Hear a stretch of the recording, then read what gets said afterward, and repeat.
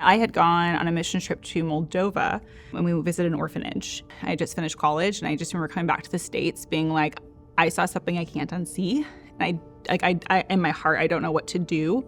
After kind of wrestling with that, I was like, okay, I'm just gonna adopt because I have seen a need and I can't unsee what I saw. So when we got married, actually when we were dating and getting close to engagement, there was the question of like, well, how many kids do you want? And I was like, well, I actually don't want biological children. And there was this long pause, and I thought, cool, we're probably not dating. And he looked at me and said, well, me too. You can figure out very quickly how to adopt an infant. We were not interested in that. There's need for that, but that was not our interest. You can find out very quickly how to adopt from another country, lots of information on that. And the confusion becomes when you put the three words together, foster care, adoption.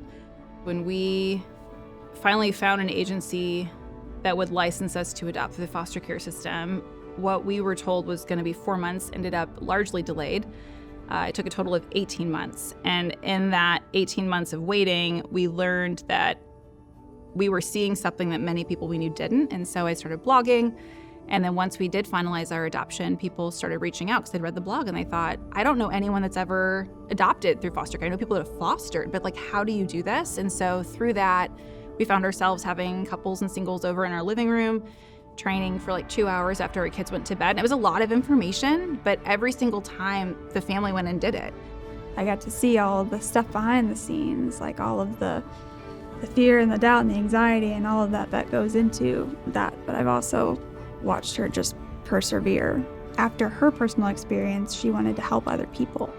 My organization and my first book are called The Forgotten Adoption Option, because adopting through foster care is often overlooked when people think about adopting. Since starting in 2020, I've actually been able to teach over 12,000 families how to navigate the process.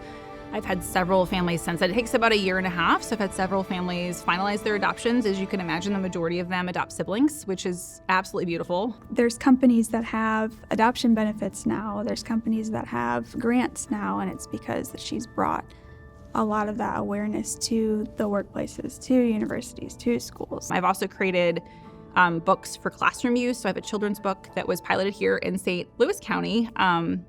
It's called Are You a Forever Family? And we have a very simple 1-hour lesson that teachers use to help talk about what does adoption look like? What does foster care mean in a very beautiful setting? So you have kids even identifying as the lessons taught, I was adopted, and they're proud to tell their stories. Others, we had a student last year in 3rd grade. He raised his hand and he said, I'm in foster care. And that's all I'd like to say about that. And it's just beautiful because we're giving children language and we're helping them feel seen. And I have a graphic novel called Ready or Not that will be doing a similar type of impact in middle schools and high schools for teenagers.